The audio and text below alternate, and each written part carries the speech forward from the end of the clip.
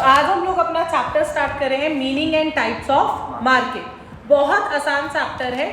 Chapter के and में मैं आपको एक बेसिक ट्रिक बताऊंगी जिसको आपने रिवाइज करना है और ये चैप्टर आपका रिवीजन के टाइम 5 मिनट्स में प्रिपेयर हो जाएगा। ये इतना ज़्यादा आसान चैप्टर है, ठीक है।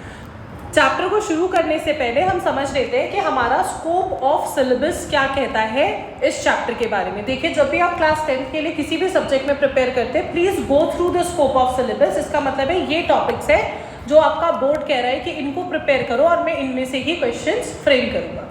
तो क्वेश्चंस जो हमारे पास आ सकते हैं, जो हमारे टॉपिक्स हमें कवर करने हैं, वो हमने करना है मीनिंग ऑफ मार्केट। तो हल्के में मत लीजिएगा। एक क्वेश्चन हमारा क्लियरली आ सकता है, डिफाइन द टर्म मार्केट। तो जब हमें पता है ये क्वेश्चन आ सकता है तो why will we not prepare. ये क्वेश्चन स्पेसिमेन में भी आ रखा है तो हमें इसको प्रिपेयर वैसे भी करना है। और क्या टॉपिक्स आ सकते हैं हमारे टाइप्स ऑफ मार्केट्स हैं जिनमें हमारी perfect market, perfect competition, monopoly, monopolistic competition, oligopoly आता है। इनके मीनिंग याद करने हैं विद एग्जाम्पल्स और थोड़ा सा हमें ब्रीफ अंडरस्टैंडिंग करनी है इनके फीचर्स की, और साथ ही साथ हमें करना है डिफरेंसेस। तो जब हम डिफरेंसेस करेंगे वो 5 मिनट होंगे जिसमें आपको ये पूरा चैप्टर वैसे भी क्लियर हो जाएगा। तो it's a very easy chapter और हमें टॉपिक टू टॉपिक इसको कवर करना है। तो पहला टॉपिक हम स्टार्ट करते हैं विदाउट फर्दर अडू कि मार्केट क्या होता है।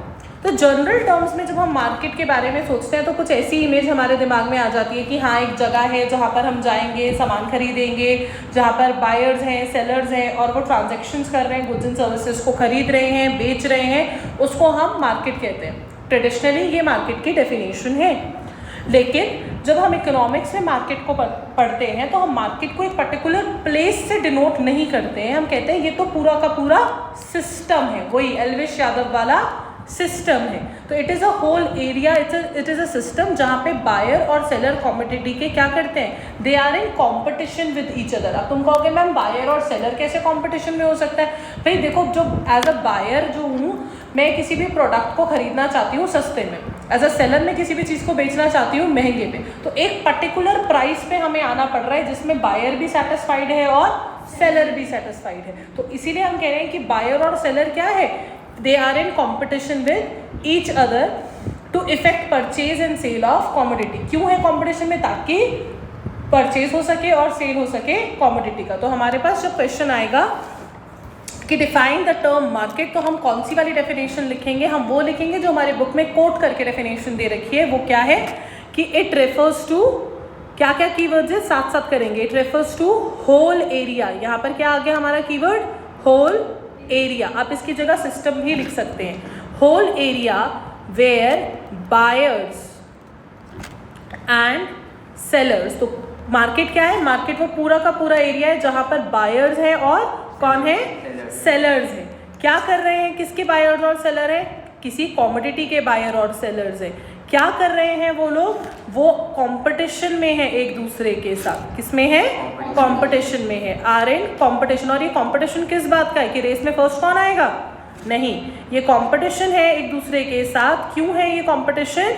ये कंपटीशन इसलिए है ताकि परचेज या फिर सेल करा जा सके किसी भी कॉमोडिटी का। So they are in competition with each other to effect purchase and sale, to effect purchase and sale of the commodity. हमें समझ आया मार्केट क्या है? मार्केट किसी प्री डिफाइंड जगह को नहीं बल्कि एक पूरे सिस्टम या फिर किसको बोल सकते हैं? एक होल एरिया को बोल सकते हैं जहां पर हमारे बायर्स हैं, सेलर्स हैं, किसके? कॉमोडिटी के। क्या कर रहे हैं? वो एक कंपटीशन में एक दूसरे के साथ। किस कंपटीशन में? हम समझ गए कि बायर जो है वो सस्ते में खरीदना चाहता है, सेलर जो है वो महंगे पे बेचना चाहता है। तो वो अल्टीमेटली एक प्राइस पे आते हैं जिसमें बायर भी सेटिस्फाइड हो जाए और सेलर भी सेटिस्फाई हो जाए। Is this clear? हमें डेफिनेशन समझ आ गई मार्केट की? ऑलराइट। तो अब आगे हम लोग अपने नेक्स्ट टॉपिक पे पढ़ते हैं, that is types of market. तो टाइप्स ऑफ मार्केट को जब हम बात करते हैं तो यहाँ पर वैसे तो हम मार्केट को अलग अलग बेसिस पे डिवाइड कर सकते हैं, on the basis of competition, on the basis of ownership, right. तो अभी हम लोग जो है मार्केट को डिवाइड कर रहे हैं 4 कैटेगरीज में। कौन सी 4 कैटेगरीज है हमारी? एक है हमारा परफेक्ट कंपटीशन। क्या है? Perfect competition. तो सबसे पहले परफेक्ट कंपटीशन को ही समझते हैं। क्या होता है परफेक्ट कंपटीशन? तो बेसिकली परफेक्ट कंपटीशन वो मार्केट स्ट्रक्चर है। देखो, कोई भी मार्केट होगा उसमें हमारे को एक बात तो पता होनी चाहिए कि वहाँ पे 2 लोग बहुत ज़रूरी है। वो दो लोग कौन है? एक है बायर और दूसरा है सेलर। तो हमें ये कीवर्ड याद रखना है, बायर और सेलर, ठीक है। तो परफेक्ट कंपटीशन क्या है? ये वो मार्केट स्ट्रक्चर है जिसमें क्या होता है, लार्ज नंबर ऑफ बायर्स होते हैं और लार्ज नंबर ऑफ क्या होते हैं, सेलर्स होते हैं। यानी कि खरीदने वाले भी बहुत ज़्यादा हैं और बेचने वाले भी ज़्यादा हैं। और ये किस तरीके का प्रोडक्ट बेच रहे हैं, ये दूसरा हमारा कीवर्ड रहेगा। जितने भी हम मार्केट स्ट्रक्चर पढ़ेंगे उसमें हमें दो बातें याद रखती हैं उनकी डेफिनेशन करने के लिए। पहली लाइन तो सबकी सेम है, it is a market structure, ठीक है। इन विच, यहाँ तक सेम आएगा हमारा। चेंजेस कहाँ होंगे? चेंजेस होंगे हमारे नंबर ऑफ बायर्स और सेलर में, और दूसरा होगा किस तरीके का प्रोडक्ट बेचा जा रहा है। तो दो चीज़ें हमें याद रखनी कि हर मार्केट स्ट्रक्चर में कितने बायर्स और सेलर है, और दूसरा वहाँ पे किस तरीके का प्रोडक्ट सेल किया जा रहा है। तो हम सबसे पहले बात कर रहे हैं परफेक्ट कॉम्पिटिशन की। तो परफेक्ट कॉम्पिटिशन वो मार्केट स्ट्रक्चर है जहाँ पर लार्ज नंबर ऑफ बायर्स है, लार्ज नंबर ऑफ सेलर्स है। कैसे प्रोडक्ट्स बेच रहे हैं वो? Homogeneous, selling homogeneous product. Homo का मतलब होता है सेम, होमोजेनियस प्रोडक्ट का मतलब होता है जो बिल्कुल सेम है, शेप, साइज, क्वालिटी इन सब में सेम है। जैसे हम लोग मार्केट देखते हैं, भिंडी, चावल, ठीक है, सब्जियां, ये सब किस तरीके की मार्केट है? यहाँ पर परफेक्ट कंपटीशन है। क्या है यहाँ पर? परफेक्ट कंपटीशन है। क्यों है परफेक्ट कंपटीशन? क्योंकि आप देखोगे यहाँ से लेकर आप सहारनपुर चौक तक जाइए, कितने सारे सब्जी वाले या कितने सारे आपको राशन की दुकानें मिल जाएंगी, करेक्ट है। और इतनी सारी दुकानें होने के बावजूद इतने सारे बायर्स भी मिल जाएंगे आपको। और कैसा प्रोडक्ट बेच रहे हैं? एक जैसा ही तो है भाई, भिंडी तो भिंडी है ना। अब तुम बोल दो कि जी नहीं तो हाई ग्रेड वाली भिंडी है, तो भिंडी। इज दिस क्लियर इन है? यहाँ तक समझ आया आपको? तो what is perfect competition? Very easy for us. It is a market structure where there are large number of buyers, large number of sellers selling a homogeneous product. Homogeneous product हम समझ चुके हैं क्या होता है, सेम। Is this clear? अगर आपको word homogeneous याद ना रहे तो आप वर्ड आइडेंटिकल भी लिख सकते हैं। अगर आपको बिल्कुल याद ना आ रहा हो तो आप क्या वर्ड लिख सकते हैं? आइडेंटिकल। आइडेंटिकल का मतलब क्या होता है? सेम टाइप ऑफ प्रोडक्ट, ठीक है। इतना समझ आया? अब हम इस परफेक्ट कंपटीशन के कुछ कैरेक्टरिस्टिक्स को समझते हैं, ठीक है। परफेक्ट कंपटीशन के हम क्या समझेंगे? कुछ कैरेक्टरिस्टिक्स समझेंगे। क्या कैरेक्टरिस्टिक्स हम लोगों को समझने हैं, ध्यान दीजिएगा। कैरेक्टरिस्टिक का मतलब होता है कैसा है ये मार्केट स्ट्रक्चर। तो पहला कैरेक्टरिस्टिक हम लोग इसका क्या पढ़ेंगे कि नंबर 1 क्या है इसका? लार्ज नंबर ऑफ सेलर्स है and large number of buyers है। लार्ज नंबर ऑफ सेलर्स है and large number of buyers. Is this clear? आ गई बात समझ में? अब क्योंकि इसमें लार्ज नंबर ऑफ सेलर है, लार्ज नंबर ऑफ बायर है, तो प्राइस कौन डिसाइड करेगा? कोई भी नहीं, क्योंकि सेलर जो है वो बोले सोचेगा कि मैं महंगा बेच देता हूँ। मतलब मान लो कि मैं गई सुशांक की दुकान पे, सुशांक जो है वो आलू बेच रहा है 100 रुपये किलो, ठीक है। मैंने सुशांक को कहा तुम महंगा बेच रहे हो, ठीक है। तो वो बोलेगा कि नहीं नहीं मार्केट में तो ये रेट है, मैंने आगे पता करा तो वहाँ हर जगह 60 रुपये किलो थे, तो क्या मैं सुशांक से प्रोडक्ट खरीदूंगी? नहीं खरीद सकती। सिमिलरली हर जगह प्राइस ही 100 रुपीज़ है और मैं जाके सुशांक को बोलती हूँ नहीं नहीं आगे सैफ भैया तो 60 रुपये का बेच रहे हैं, आप तो सुशांक बोलेगा जाके वहीं से खरीद लो, मुझे कौन सा बायर्स की कमी है। Is this clear? तो ना तो सेलर डिसाइड करता है प्राइस, ना ही बायर। तो दोनों के दोनों क्या होते हैं? दोनों ही क्या होते हैं? यहाँ पर हम बोल सकते हैं इस केस में दोनों ही प्राइस टेकर्स होते हैं। क्या होते हैं? Price takers. कोई भी प्राइस मेकर नहीं होता। कौन डिसाइड करता है फिर prices? Forces of demand, market forces of demand and supply. ये क्या मतलब हुआ? इसका मतलब ये हुआ अगर किसी चीज़ की डिमांड ज़्यादा है और सप्लाई कम है तो ऑटोमेटिकली उसका प्राइस क्या हो जाएगा? बढ़ जाएगा। ऑन दी अदर हैंड किसी चीज़ की डिमांड कम है और सप्लाई बहुत ज़्यादा है तो उसका प्राइस क्या हो जाएगा? कम हो जाएगा। क्यों? क्योंकि भाई बेचना तो है ही ना प्रोडक्ट को। तो prices are decided according to the forces of demand and supply. और दोनों ही बायर और सेलर क्या होते हैं? प्राइस टेकर्स होते हैं। कोई भी प्राइस मेकर नहीं है। Is this clear? कोई भी, ना बायर इन्फ्लुएंस कर सकता प्राइस को, ना ही सेलर इन्फ्लुएंस कर सकता है प्राइस को। Is this clear? Second characteristic हमारा परफेक्ट कंपटीशन का है होमोजेनस प्रोडक्ट। होमोजेनस का मतलब क्या होता है? होमोजेनस का मतलब होता है आइडेंटिकल प्रोडक्ट्स। क्या मतलब होता है? मतलब वो प्रोडक्ट्स जो क्वालिटी में, शेप में, साइज में, कलर, डिजाइन, पैकिंग में सेम होते हैं, उनको हम क्या बोलते हैं? Homogeneous product. तो जो प्रोडक्ट सेल होते हैं वो कैसे होते हैं? आइडेंटिकल होते हैं। है ना। तो कोई भी सेलर जानबूझ के प्राइस तो बढ़ा ही नहीं सकता। भाई आलू इंशा की दुकान पे भी मिल रहा है और आलू वंश की दुकान पे भी मिल रहा है, तो इंशा जानबूझ के नहीं मेरा तो, मैं जो ये आलू आया तो मैंने कैलिफोर्निया से मंगवाया, 2 चाटा लगाएंगे हम, ऐसे क्या झूठ बोल रही है। आलू तो आलू है, ये आलू भी ऐसे ही दिख रहा है, ये आलू भी, तुमने कस्टमर को बेवकूफ़ थोड़ी ना समझा है, राइट। तो ये जानबूझ के प्राइस बढ़ा सकती है क्या? नहीं बढ़ा सकती है। So since the products sold are identical, the seller can not raise the price of the product, alright. और अगर उसने रेज करा तो क्या होगा? I will not buy from Insha, I will buy from Vansh. So if the seller raise the price unnecessarily, then he will lose all his customer. Is this clear till है? ना ही कोई प्रोडक्ट को प्राइस जो exist कर रहा है उससे कम में बेचेगा। ये परफेक्ट कंपटीशन का रूल होता है। एक फिक्स प्राइस होता है जिसमें सारे ही सेलर बेचते हैं। इज दिस क्लियर टिल है? आ गई बात समझ में? नेक्स्ट हमारा जो इसका कैरेक्टरिस्टिक है वो है free entry. Free entry and exit. Free entry and exit का मतलब क्या होता है? अभी जब कोविड का टाइम आया था, कोविड-19 आया था, तो आप लोगों ने देखा था कि जगह जगह पर ज़्यादातर लोगों ने क्या करा था, या तो सब्जियां बेचना स्टार्ट कर दिया था या फिर राशन बेचना स्टार्ट कर दिया था। ऐसा क्यों करा सबने? मतलब उस समय 3G स्पेक्ट्रम वो क्यों नहीं खरीद रहे थे, मतलब 4G और उसके बड़े बड़े स्पेक्ट्रम खरीद लेते। ये क्यों करा स्टार्ट? क्योंकि it is easy to start, कोई बैरियर नहीं है, कोई लीगल रिस्ट्रिक्शंस नहीं है, कोई बैरियर नहीं है। मार्केट में आप जब चाहें उसको ज्वाइन कर सकते हैं। आपको लग रहा है इस मार्केट में प्रॉफिट ज़्यादा है, आप मार्केट को ज्वाइन कर सकते हैं। जब आपको लग रहा है अरे यहाँ तो बहुत ज़्यादा लोग हो गए, लॉस होना शुरू हो गया है, आप मार्केट को कभी भी लीव कर सकते हैं। कोई भी अननेसेसरी रिस्ट्रिक्शंस नहीं है। तो हमारा बेस पॉइंट क्या रहेगा? There are no restrictions on the entry and exit of the new firm. Is this clear? Entry of the new firm and exit of the old firms. Is this clear है? आ गए यहाँ तक समझ में? इसी वजह से आप याद रखेंगे यहाँ पर जो प्रॉफिट होता है वो हमेशा कैसा होता है? परफेक्ट कंपटीशन में नॉर्मल प्रॉफिट होता है। कैसा प्रॉफिट होता है? नॉर्मल। अब ये क्या होता है नॉर्मल प्रॉफिट? इसको समझिए। देखिए, एक होता है नॉर्मल प्रॉफिट और एक होता है हमारा सुपर नॉर्मल प्रॉफिट। क्या होता है? Super normal profit. Okay. Normal profit क्या है? नॉर्मल प्रॉफिट है कि भाई जितना मुझे सेल करके आना ही चाहिए था, जितना बेसिक मेरा मार्जिन बनना ही चाहिए था, उसको हम बोलते हैं normal profit. It is a type of profit जो ऑलरेडी एग्जिस्टिंग प्रोड्यूसर्स को कहता है कि तुम मार्केट में बने रहो, और नए वालों को बोलता है रहने दो ना, इतना भी मार्जिन नहीं है। इज दिस क्लियर टिल है? तो जो मिनिमम प्रॉफिट आप अर्न करते हो किसी भी कॉमोडिटी पे, उसको क्या बोलते हैं? Normal profit. जैसे भाई तुम भिंडी बेच के कितना ही कमा लोगे, तुमने 20 रुपए की खरीदी, तुम 30 में ही बेच पाओगे, उसको 35 में बेच पाओगे, उससे ऊपर तो नहीं बेच सकते। But what is super normal profit? जब आपकी लागत से कहीं गुना ज़्यादा आपने अर्न कर लिया होता है, उसको हम बोलते हैं super normal profit.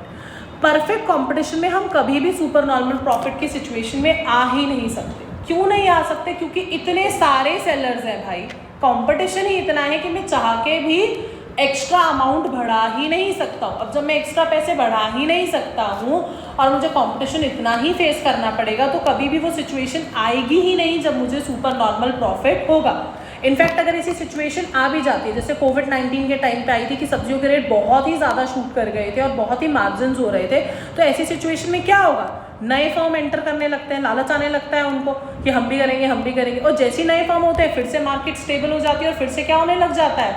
Normal profit होना शुरू हो जाता है। Is this clear? फिर लॉस होने लग जाएगा एक टाइम पे, तो फिर वो वाले लोग छोड़ देंगे, फिर अगेन वापस से सिचुएशन क्या हो जाएगी? नॉर्मल प्रॉफिट हो जाएगी। तो परफेक्ट कॉम्पिटिशन में हमेशा किस तरीके का प्रॉफिट होता है? नॉर्मल प्रॉफिट होता है। कैसा प्रॉफिट होता है? नॉर्मल प्रॉफिट होता है। नेक्स्ट पॉइंट हम लोग कर सकते हैं परफेक्ट नॉलेज। नेक्स्ट पॉइंट है हमारा इसमें परफेक्ट नॉलेज। तो बायर और सेलर उन सबको मार्केट कंडीशन के बारे में पता है, आप किसी का भी बुद्धू नहीं बना सकते। जो प्राइसेस क्या चार्ज करने हैं सेलर उसके बारे में अच्छी तरीके से जानता है, और किस प्राइस पे खरीदना है बायर उसके बारे में अच्छे से जानता है। तो both buyer and seller have perfect knowledge. What do they have? तो ऐसे सिचुएशन में एक्सप्लॉयटेशन पॉसिबल नहीं होता, ना बायर का ना ही सेलर का। Is this clear?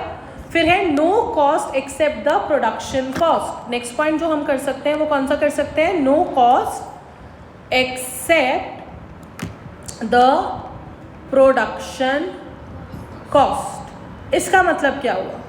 इसका मतलब ये हुआ कि भाई जब सेम ही प्रोडक्ट है, इतने सारे सेलर, तुमने कभी देखा है कि कोई भिंडी का या आलू का या प्याज का एडवर्टाइजमेंट कर रहा है? कभी देखा है क्या? नहीं देखा ना। क्यों नहीं देखा? क्योंकि ज़रूरत ही नहीं है। पता है ऑलरेडी मार्केट में इतना बायर है ही, पता है, और सेम टाइप का ही प्रोडक्ट है। मैं कैसे बताऊं कि मेरे दुकान की भिंडी जो है वो इसकी दुकान की भिंडी से ज़्यादा बेटर है? How can I tell that? भिंडी तो भिंडी है ना यार, सेम खेत से आ रही है, right? So in perfectly competitive market जो प्रोडक्शन कॉस्ट है वो ही कॉस्ट होती है। कोई भी advertisement, transportation, storage, insurance cost, ऐसी कोई कॉस्ट नहीं होती है। प्रोड्यूसर सेल करता है प्रोडक्ट को, कहीं पे भी सेल कर सकता है, बायर इसे कहीं से भी खरीद सकता है, कहीं से भी बेचा जा सकता है, कहीं से भी खरीदा जा सकता है। इज दिस क्लियर है? आ गई बात समझ में? अब जरा अगर हम इसका डिमांड कर्व देखें तो कैसा होगा? हमने देखा था, हमने अगर इलास्टिसिटी ऑफ डिमांड वाला चैप्टर पढ़ा है अच्छे से तो हमें पता है कि एक चीज़ होती है इलास्टिक डिमांड और एक होती है perfectly elastic demand. Perfectly elastic demand क्या कहती है कि जब किसी भी प्राइस पे जो बायर है हमारा क्या करने को रेडी है, ज़्यादा से ज़्यादा कमोडिटी वो खरीदे ही जा रहा है। हल्का सा भी चेंज आया है प्राइस पे तो वो हल्के से प्राइस पे वो बहुत ज़्यादा कमोडिटी चेंज कर रहा है, बहुत ज़्यादा है तो कुछ भी नहीं होगा, कोई इफेक्ट नहीं होगा, उसको हम बोलते हैं परफेक्टली इलास्टिक। जिसका डिमांड कर्व क्या होता है? It is parallel to the x axis, parallel to the. तो परफेक्ट कॉम्पिटिशन में भी because there is easy availability of substitute, therefore the demand curve is perfectly elastic. What is it? Perfectly elastic. What is the meaning of perfectly elastic? That it is parallel to the x-axis.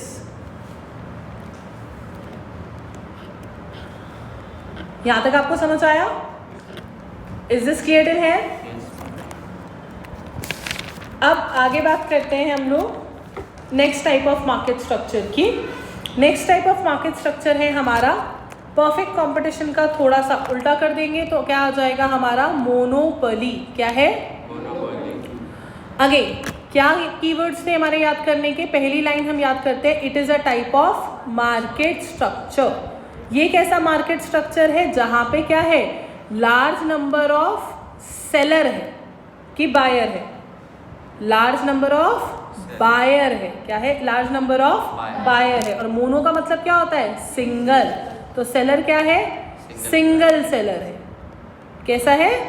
Single seller है। So monopoly is a market structure where there are large number of buyer and there is a single seller, there is only one seller. जैसे Indian railways, और कोई company है जो railway दे रही है, facility provide कर रही है इंडिया में? नहीं ना। तो इंडियन रेलवेज के पास क्या है? मोनोपोली है। क्या है? ऐसे इसी तरीके से गूगल के पास भी इंटरनेट सर्चिंग की क्या है? मोनोपोली है। इज दिस क्लियर टिल है? आ गई बात समझ में? गूगल हो गया, इंडियन रेलवेज हो गया, राइट, फेसबुक हो गया, सोशल मीडिया साइट जो इतनी ज़्यादा एक्टिव है, जहाँ पर इंस्टाग्राम हो गया। क्या कंपटीशन है इंस्टाग्राम का? कोई और कंपनी दे रही है उसे कंपटीशन? नहीं दे रही है, उसके जैसी तो कोई भी नहीं है। तो यहाँ पर क्या है? मोनोपोली है, यानी कि एक ही सेलर है और लार्ज नंबर ऑफ बायर्स है। इतना समझ आया हमें? इतना समझ आया अच्छे से?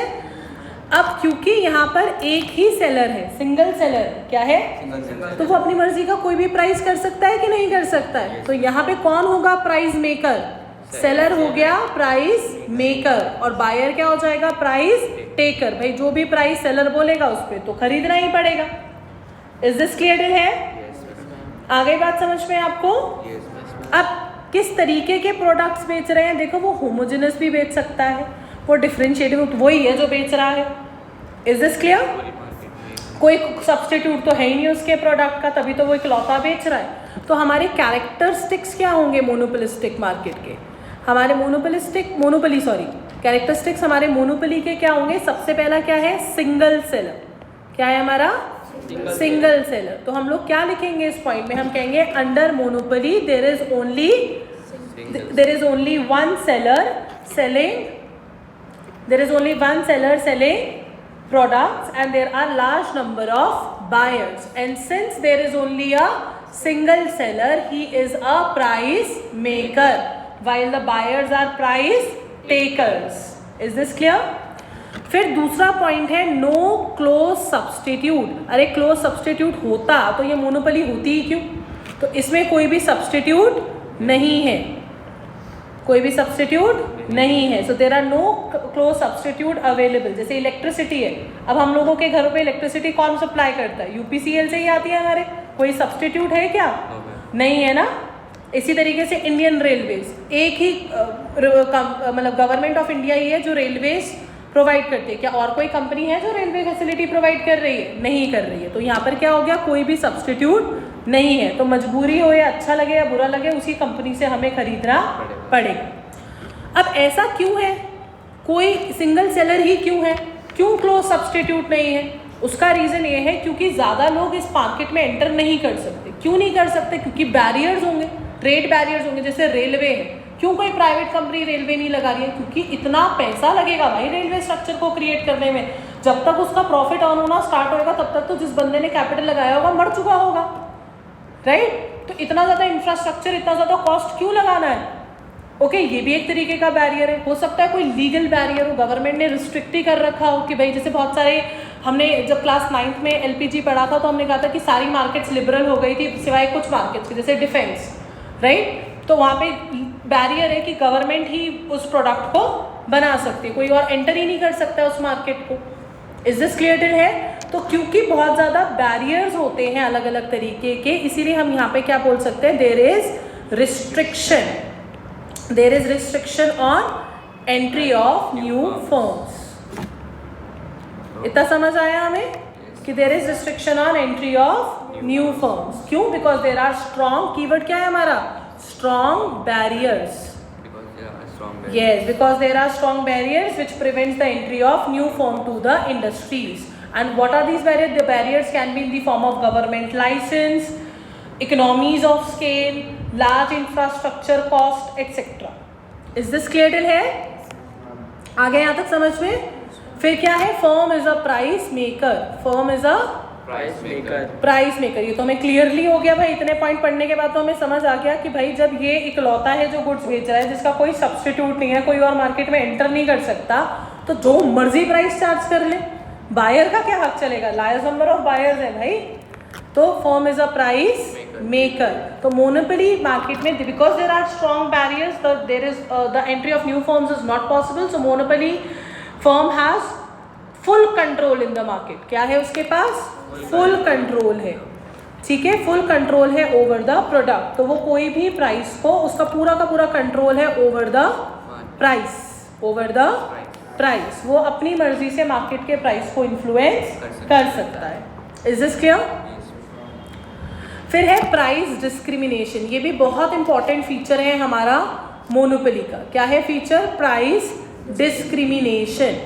What is the meaning of price discrimination? का मतलब क्या होता है? किसी चीज़ में भेदभाव करना। तो प्राइस डिस्क्रिमिनेशन क्या है? कि the act of selling same product at different prices to different buyers. मतलब जैसे मैं एक मोनोपोली मार्केट हूँ, मैंने वही चीज़ वंश को प्रोवाइड करी है से 1000 रुपये में और इंशा को बेची है 2000 रुपये में। क्यों करिए? मेरी मर्जी, मोनोपोली है मेरी, मैं जो मर्जी पे बेचूँ, इसको हम बोलते हैं price discrimination. A monopolist can charge different prices from different buyers easily. Is this clear till here? इसको हम discriminating monopoly भी बोलते हैं। इसका एग्जाम्पल क्या है? जैसे कि इंडियन रेलवेज है, उस पर अगर आप देखें तो जो जनरल बॉक्सेस होते हैं इंडियन रेलवेज में, उसका जो प्राइस होता है वो बहुत लो होता है। आपके पास अगर 200 रुपये है, आप आराम से कहीं पे भी पहुंच सकते हैं रेलवेज के थ्रू, अगर आप जनरल डब्बे से जाते हैं। ऑन दी अदर हैंड, अभी मैं वृंदावन की बात करती हूँ, मैं भी थोड़े टाइम पहले मैं वृंदावन की, तो हम लोगों ने फर्स्ट क्लास AC बुक करा, ठीक है?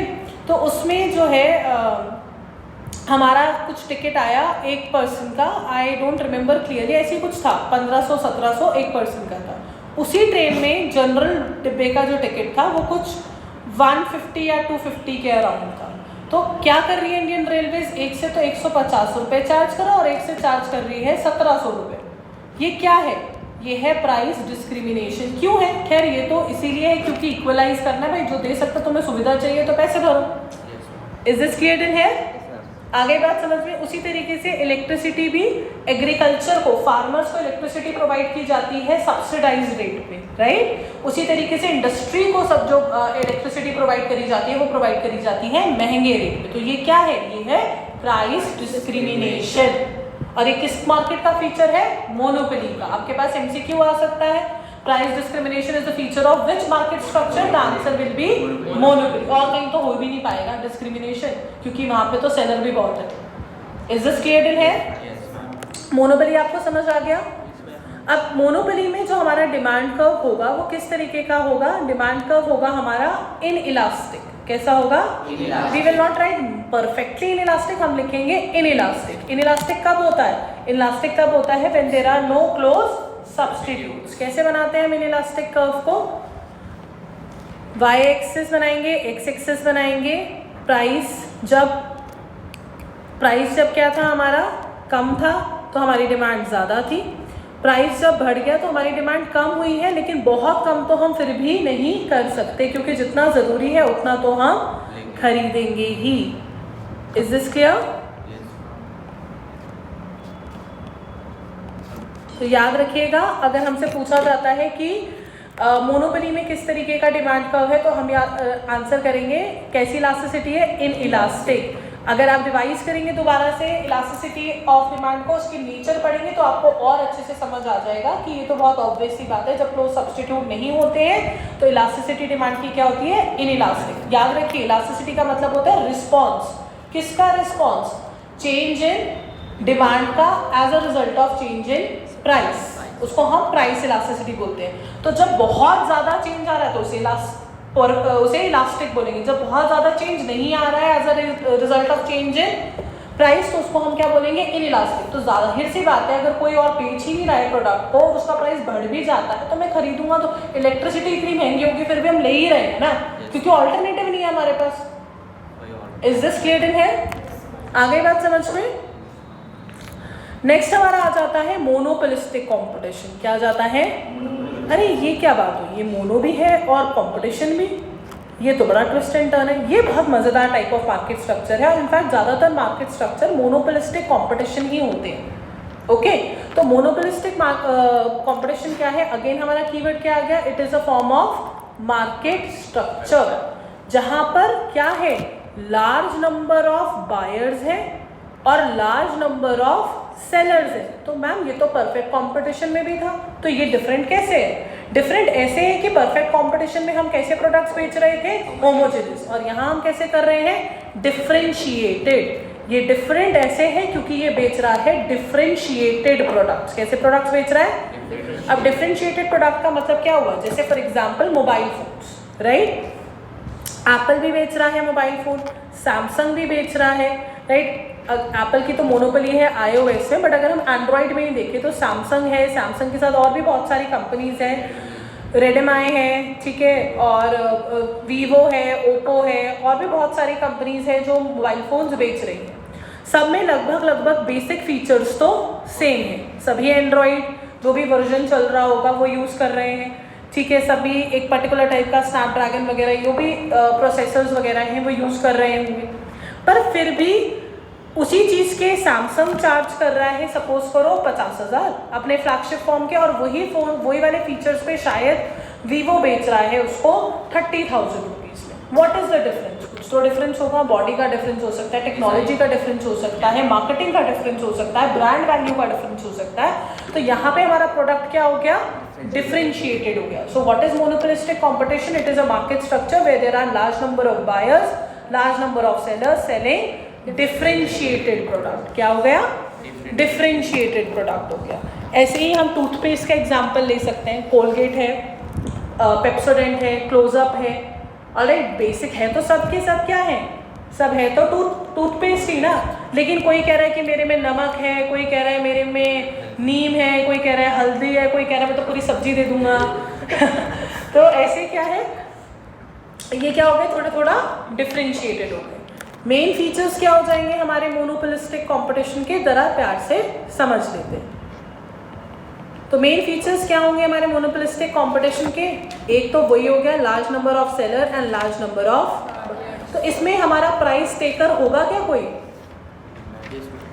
यस, हमारा बायर इसमें प्राइस टेकर है, प्राइस। तो तुम कहोगे मैम जब लार्ज नंबर ऑफ सेलर है तो सेलर प्राइस मेकर कैसे हो सकता? क्या आपको मोबाइल सेम रेट पे मिलते हैं? सैमसंग अलग रेट पे बेच रहा है, वीवो अलग रेट पे बेच रहा है, तो फर्म उस रेट पे बेच रहा है ना जिस रेट पे वो बेचना चाहता है। तो फर्म क्या हुआ? Price maker. क्यों? कैसे वो प्राइस मेकर हो गया? क्योंकि उसने अपना प्रोडक्ट डिफरेंशिएट कर दिया ना। अब भिंडी में तो नहीं कर सकते हम डिफरेंशिएशन, लेकिन मोबाइल फोन में तो कर सकते हैं ना डिफरेंशिएशन। यस और नो? आ गई बात समझ में? Next is product differentiation. Next point क्या आ गया हमारा? Product differentiation. What is product differentiation? ये बहुत यूनिक फीचर है मोनोपोलिस्टिक कंपटीशन का। यहाँ पे जो प्रोडक्ट अलग अलग फर्म्स होते हैं वो अपने जो प्रोडक्ट्स होते हैं ब्रांड में, शेप में, साइज में, क्वालिटी में, कलर में क्या हो रहे हैं? डिफरेंट है वो एक दूसरे से। वही होमोजेनस का opposite point. Is this clear? Again यहाँ पर भी लार्ज नंबर ऑफ सेलर क्यों हो रहे हैं? क्योंकि there are free entry and exit. आप कभी भी मार्केट को एंटर कर सकते हो और कभी भी मार्केट को एग्जिट कर सकते हो। यहाँ पे स्ट्रॉन्ग बैरियर्स नहीं है। ऑलराइट, फिर इसमें हमारा कोई प्राइस कंपटीशन नहीं है। कोई प्राइस कंपटीशन नहीं है। क्यों नहीं है प्राइस कंपटीशन? क्योंकि प्रोडक्ट डिफरेंशिएटेड है। राइवल फर्म्स जो है वो एक दूसरे के साथ compete कर सकते हैं without changing their prices. Is this clear? क्यों? क्योंकि हर किसी की अपनी एक सेलिंग कॉस्ट है, हर किसी की अपनी मार्केटिंग कॉस्ट है, तो वो अपने हिसाब से प्राइसेस को लगाएंगे ना। Is this clear? आ गया यहाँ तक समझ में? फिर है यहाँ पर इम्परफेक्ट नॉलेज। बायर्स और सेलर्स दोनों को ही कैसी नॉलेज होती है? इम्परफेक्ट नॉलेज होती है मार्केट कंडीशन के बारे में, क्योंकि प्रोडक्ट डिफरेंशिएशन है। तो आपके लिए बहुत डिफिकल्ट हो जाता है एग्जैक्ट प्राइस को लगाना इस पर्टिकुलर प्रोडक्ट के लिए। इज दिस क्लियर है? तो हमने क्या बोला यहाँ पे? इम्परफेक्ट नॉलेज है। कोई भी 3 पॉइंट्स आपको अच्छे से लर्न करके प्रिपेयर करना है। ओके, आप रीड सारे पॉइंट्स करके जाएंगे, फ्लो चार्ट आप सारे पॉइंट्स का बनाएंगे सो दैट आप एमसीक्यूज और डिफरेंशिएशन के लिए रेडी हैं। बट आप जो है लर्न जो करेंगे प्रॉपरली, कम से कम 3 से 4 पॉइंट्स आप लर्न कर कर जाएंगे। ठीक है जी? इज दिस क्लियर इन है? और इसका जो डिमांड कर्व होता है वो कैसा होता है? डाउनवर्ड स्लोपिंग है और हाईली इलास्टिक है। हाईली इलास्टिक का मतलब क्या हुआ कि अगर थोड़ा भी चेंज होता है प्राइस में, थोड़ा भी चेंज होता है प्राइस में, तो बहुत ज़्यादा चेंज हो सकता है किसमें? डिमांड में। जैसे फॉर एग्जांपल अभी अमेजोन पे सेल आने ही वाली है, सैमसंग ने मान लो अपना प्राइस ड्रॉप कर दिया, तो कितने सारे कस्टमर्स हैं जो उसको खरीदना चाहेंगे। तो इस तरीके के हम इलास्टिसिटी को क्या करें? थोड़ा सा चेंज हुआ प्राइस में, बहुत ज़्यादा चेंज हो गया डिमांड में, तो डिमांड कैसी होगी? Highly elastic. कैसी हो गई? ये प्राइस 1 था और ये प्राइस 2 था, तो चेंज इन प्राइस पहले इतनी डिमांड थी और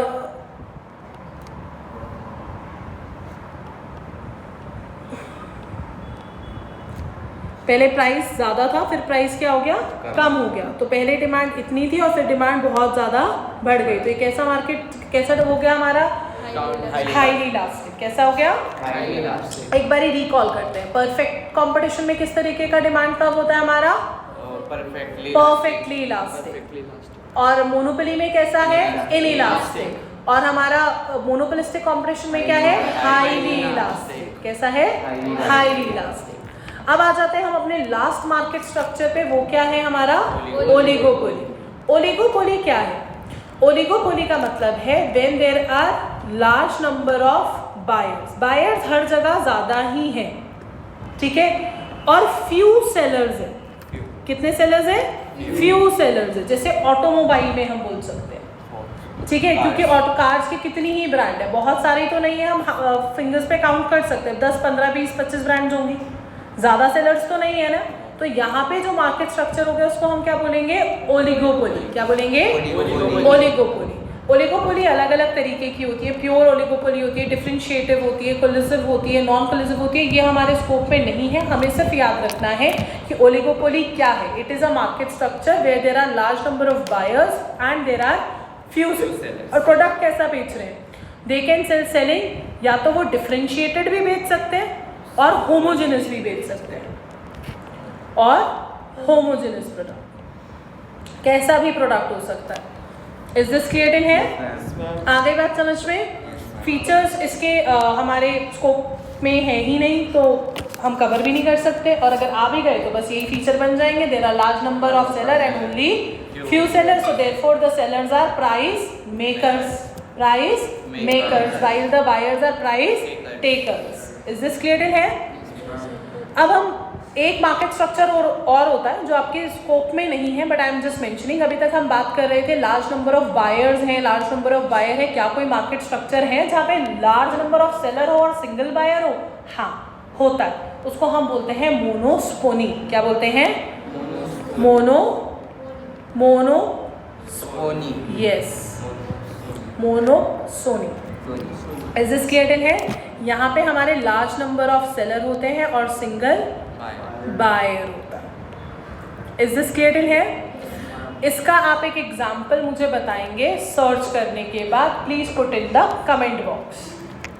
ओके, अब लास्ट टॉपिक हमारा आ जाता है डिफरेंशिएशन करना। तो कितना आसान हो गया हमारे लिए चैप्टर का डिफरेंशिएशन करना। चलिए करते हैं। 4 मार्केट स्ट्रक्चर है हमारे। कौन कौन सा मार्केट स्ट्रक्चर है? Perfect competition, monopoly, monopolistic competition and oligopoly. सबसे पहला पॉइंट ऑफ डिफरेंशिएशन हम क्या बनाएंगे? Sellers and buyers, seller and buyer. तो बताइए परफेक्ट कंपटीशन में क्या होगा? Large number of buyers and large number of sellers. Monopoly में क्या होगा? Large number of buyers and only single seller. Monopolistic में क्या होगा? Large buyers, large sellers. Oligopoly, large number of buyers, only few sellers, only. दूसरा हमारा point of differentiation क्या बन जाएगा? प्रोडक्ट। तो परफेक्ट कंपटीशन में कैसा प्रोडक्ट बेच रहे हैं? होमोजेनियस। मोनोपोली में कैसा बेचेंगे हम? होमोजेनियस भी हो सकता है और डिफरेंशिएटेड भी हो सकता है। ठीक है, कोई भी हो सकता है, होमोजेनियस भी हो सकता है और डिफरेंशिएटेड भी हो सकता है। मोनोपोलिस्टिक में कैसा है? डिफरेंशिएटेड है। ओलिगोपोली में भी अगेन होमोजेनियस भी हो सकता है, डिफरेंशिएटेड भी हो सकता है। फिर डिमांड कैसा होगा? परफेक्ट कंपटीशन में परफेक्ट है तो फिर परफेक्टली इलास्टिक। मोनोपोली में कैसा है? इनइलास्टिक। मोनोपोलिस्टिक कंपटीशन में कैसा है? Highly elastic. और ओलिगोपोली में भी इनइलास्टिक ही होता। इज दिस क्लियर है? फिर हम देखते हैं एंट्री ऑफ फॉर्म्स। इसमें कोई परफेक्ट कंपटीशन में there is no restriction. Monopoly में बैरियर्स है, रिस्ट्रिक्शन है। मोनोपोलिस्टिक में नो रिस्ट्रिक्शन। ओलिगोपोली में फिर रिस्ट्रिक्शन आ गया, तभी तो कम सेलर्स है। Is this clear? फिर हम प्राइस की बात करें तो परफेक्ट कंपटीशन में both buyer and seller are price taker. बाकी सब में क्या है? बाकी सब में बायर जो है वो क्या है? प्राइस टेकर है, और सेलर जो है वो प्राइस मेकर है। Is this clear? प्रैक्टिकलिटी देखें तो परफेक्ट कंपटीशन रियल लाइफ में एग्जिस्ट करता है।